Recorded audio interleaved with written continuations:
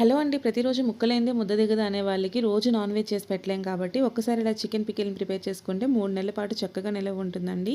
దీనికోసం అయితే ముందుగా స్టవ్ మీద దళసరిగా ఉండే ఒక కడాయిని పెట్టుకొని దాంట్లోనికి హోల్ గరం మసాలా, ఒక 2 స్పూన్ల వరకు ధనియాలు, కొంచెం మెంతులు వేసుకొని మంచి సువాసన వచ్చినంత వరకు మీడియం ఫ్లేమ్లో ఫ్రై చేసి వీటిని పక్కన పెట్టి చల్లార్చుకోవాలి.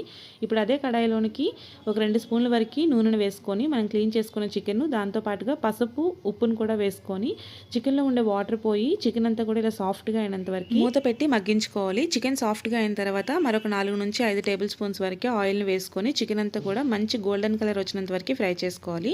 వీటిని పక్కన పెట్టేసి ఇప్పుడు అదే ఆయిల్లో ఫ్రెష్గా దంచుకున్న అల్లం వెల్లుల్లి పేస్ట్, ఇంతకుముందు మనం ఫ్రై చేసుకున్న మసాలాలన్నింటినీ పౌడర్ చేసుకొని ఆ పౌడర్ని కూడా ఇందులోనే వేసేసుకోవాలండి. అలానే రుచికి తగినంతగా ఉప్పు, కారం కూడా వేసుకొని స్టవ్ ఆఫ్ చేసి ఇదంతా బాగా చల్లారిన తర్వాత ఒక 2 నిమ్మకాయల నుంచి తీసుకున్న నిమ్మరసాన్ని కూడా వేసుకొని దీన్ని అంతటిని బాగా మిక్స్ చేసి స్టోర్ చేసుకుంటే 3 నెలల పాటు చక్కగా నిలవ ఉంటుంది.